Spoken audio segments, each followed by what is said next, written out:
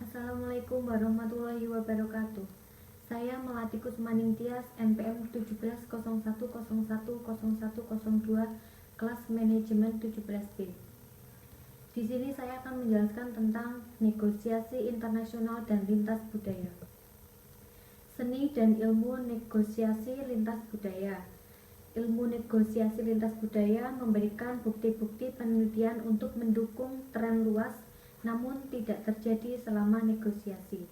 Seni negosiasi lintas budaya menentukan strategi yang harus digunakan untuk meningkatkan pemahaman lintas budaya.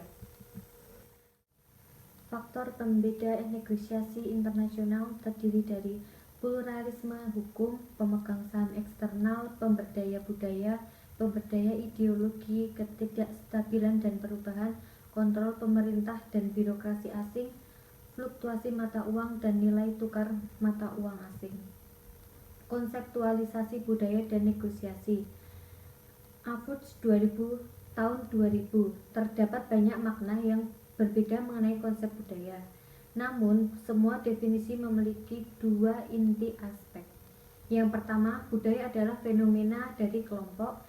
Yang kedua, bahwa keyakinan, nilai, dan ekspektasi perilaku budaya dipelajari dan diteruskan secara turun-temurun dari anggota lama ke anggota baru.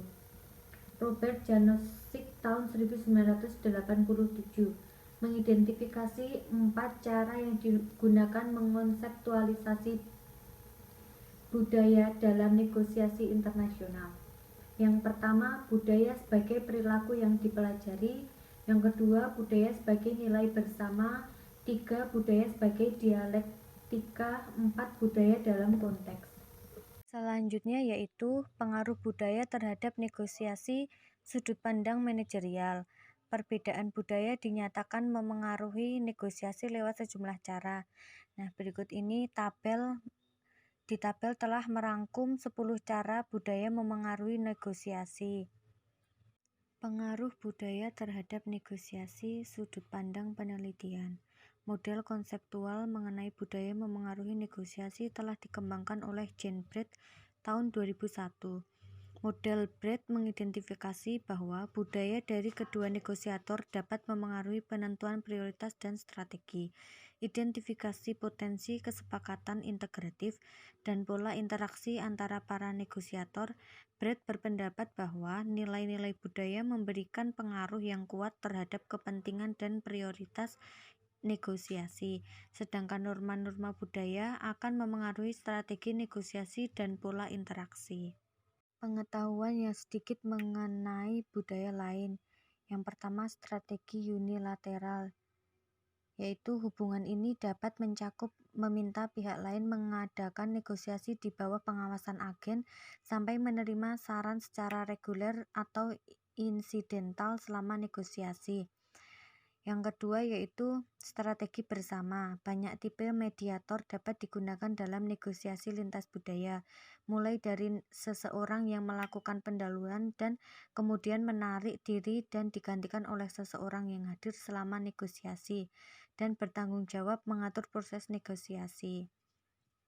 Contoh kasus, misalnya dalam konteks budaya rendah seperti Amerika Serikat, pemilihan tim negosiasi dilakukan berdasarkan kemampuan manajerial yang dapat dibuktikan daya saing, kemampuan verbal, efisiensi, memahami cara komunikasi, dasi, dan keterampilan komunikasi persuasif.